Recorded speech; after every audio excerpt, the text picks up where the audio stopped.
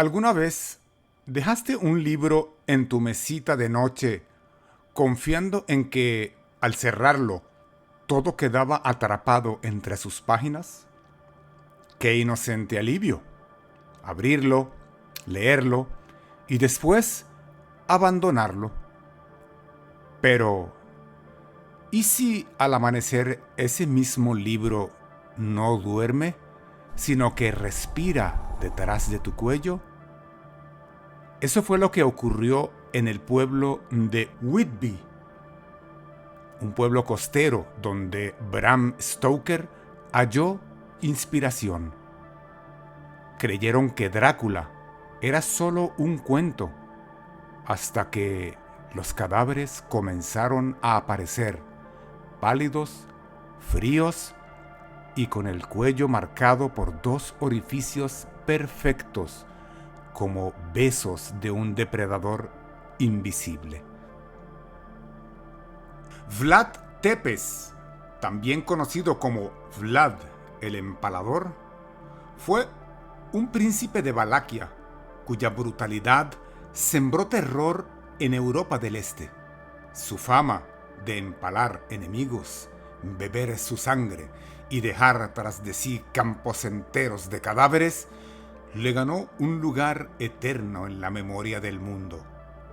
Hoy en día es un héroe nacional de la Rumanía actual.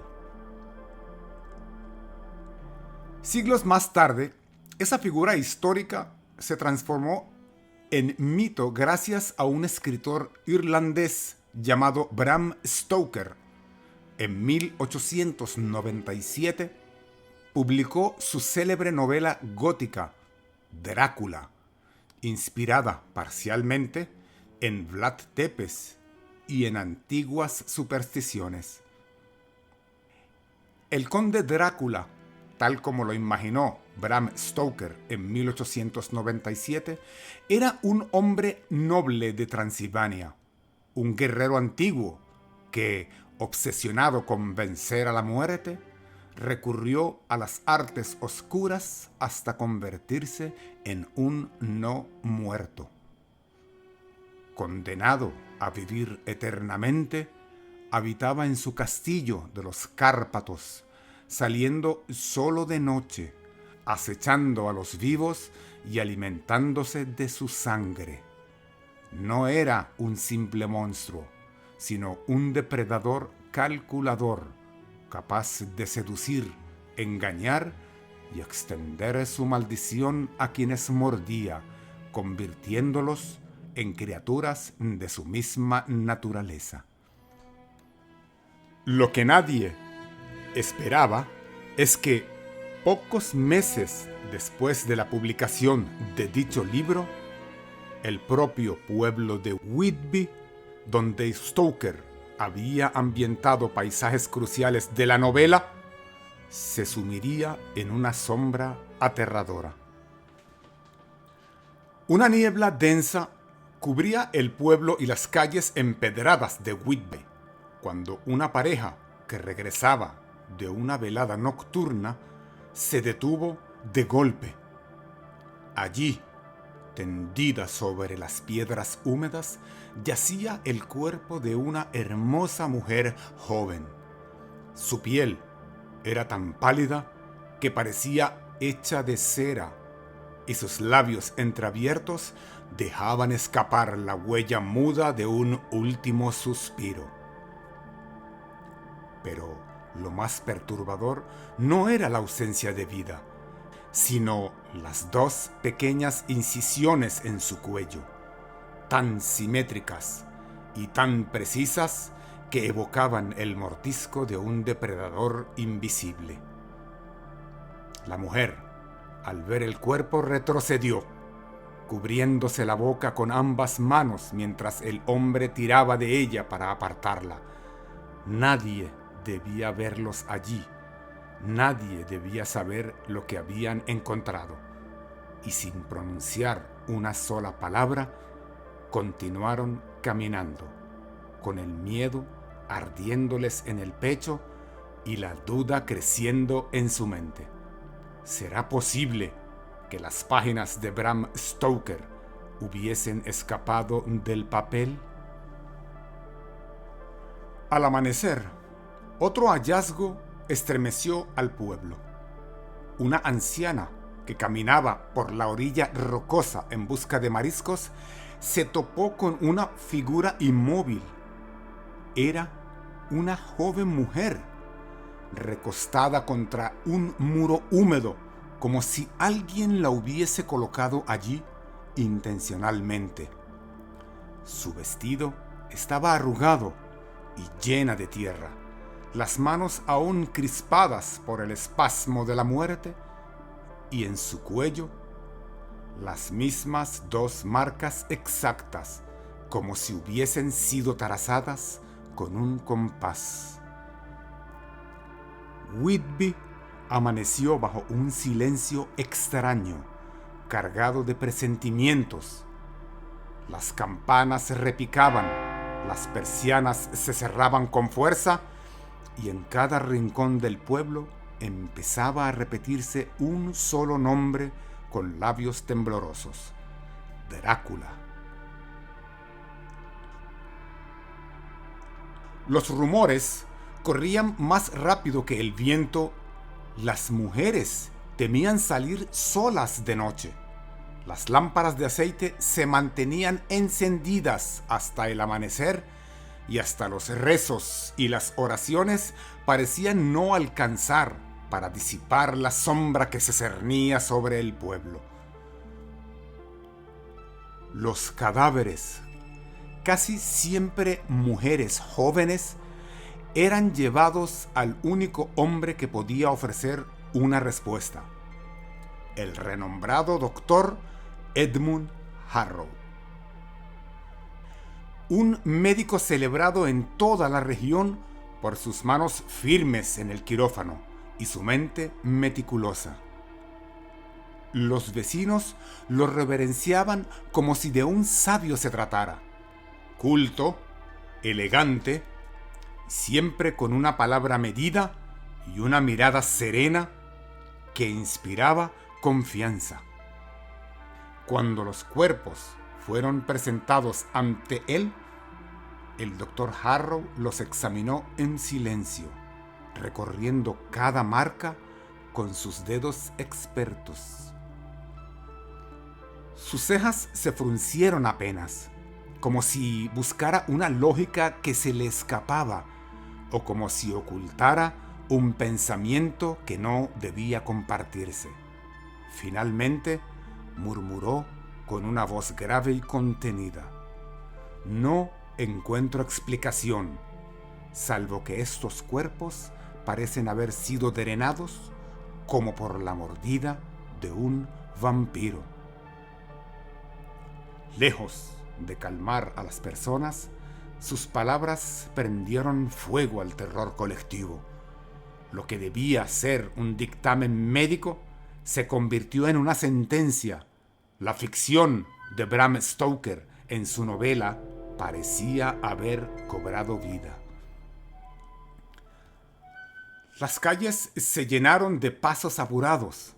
Las puertas se cerraban con cadenas, y cada crujido en la madera vieja de las casas sonaba a presagio de muerte. El aire mismo parecía cargarse de un aliento invisible. El nombre de Drácula ya no era un mito literario, sino una amenaza nocturna que todos juraban sentir acechando tras las ventanas. El miedo dejó de ser un rumor cuando alcanzó a los más poderosos. Margaret Hensley, esposa del alcalde, comenzó a quejarse de que un malestar extraño la acechaba. Decía sentir un frío que no se iba ni con las mantas y una sensación de ser observada en cada rincón de su propia casa. Al principio, su esposo, el alcalde, desestimó aquellas palabras como simples nervios.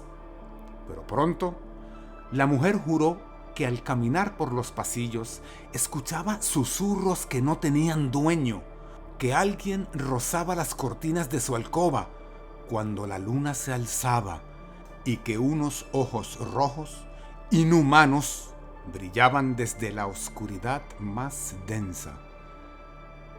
Se ordenó inmediatamente vigilancia. 2 guardias custodiaron la mansión por las noches, mientras el alcalde multiplicaba las medidas de seguridad. Pero nada detuvo lo inevitable. Una madrugada, cuando la bruma aún cubría los jardines, los guardias notaron que las lámparas del cuarto de Margaret estaban encendidas desde hacía horas. Al entrar, el silencio los golpeó como un muro. Allí, sobre el lecho, la encontraron. Su piel completamente pálida, el cuerpo inmóvil, los labios entreabiertos como si hubiesen querido pronunciar un grito que nunca logró salir. Y en su cuello, 2 perforaciones idénticas a las de las demás víctimas, limpias, simétricas y mortales. La noticia cayó como un rayo. Si la mujer más protegida del pueblo, rodeada de custodios y paredes de piedra, había caído en manos de aquella fuerza, ¿qué esperanza quedaba para el resto? Las campanas doblaron en señal de duelo, pero los ecos no fueron de tristeza, sino de horror. Ya no había duda, el conde Drácula estaba en Whitby. Lo que el pueblo desconocía era que el verdadero monstruo no llevaba capa ni colmillos, sino que era el propio Dr. Harrow. En la penumbra de su sótano, utilizaba un monstruoso instrumento metálico rudimentario, puntiagudo, conectado a tubos de cuero y botellas herméticas.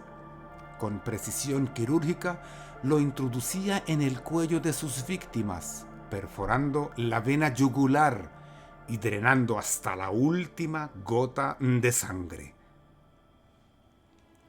El Dr. Harrow prefería a las mujeres. Él decía que eran más fáciles de dominar, sus cuellos más delicados y más dóciles ante la bestial herramienta. Las dejaba secas como muñecas rotas mientras estaban conscientes y luego colocándolas de nuevo en calles o lechos para reforzar el mito del vampiro. Mientras el pueblo buscaba a un ser sobrenatural que escapaba de un libro, él cenaba tranquilo con sus copas llenas de sangre ocultas en su escritorio. El engaño duró meses hasta que un joven aprendiz del doctor, al buscar hierbas en la consulta, escuchó un gemido ahogado proveniente del sótano. Forzó la puerta y vio lo indescriptible. Una mujer atada a una camilla, con tubos incrustados en su cuello, mientras el doctor recogía su sangre en botellas alineadas. El doctor Harrow lo miró y dijo con calma: tranquilo, ven. Todo lo que estoy haciendo con estas personas es únicamente en favor de la ciencia y de la humanidad. Horrorizado por la escena, el muchacho huyó y sus gritos de auxilio alertaron al pueblo entero, y esa misma noche una turba furiosa irrumpió en la casa del doctor. Pero cuando llegaron, el sótano ya estaba vacío. Las botellas, los ganchos y las manchas de sangre seguían allí, pero Harrow ya había desaparecido. Algunos aseguraron verlo corriendo entre la niebla. Otros juraron que escapó en un barco desde el puerto. Lo cierto es que nunca volvió a ser encontrado. Lo único que quedó fue su casa abandonada y las botellas aún llenas de sangre en los estantes. Hasta hoy se murmura que el Dr. Harrow jamás murió, que encontró en la sangre su verdadera forma de inmortalidad y que cuando la niebla desciende puede aparecer en cualquier pueblo buscando otro cuello delicado que abrir con su monstruoso instrumento. Así que, si algún día piensas viajar a Inglaterra y te gustaría conocer el enigmático pueblo de Whitby, por favor, piénsalo 2 veces. Si este relato te ha gustado, regálame tu hermoso like, suscríbete al canal y activa la campanita para que la próxima historia te encuentre a ti antes de que lo haga el doctor.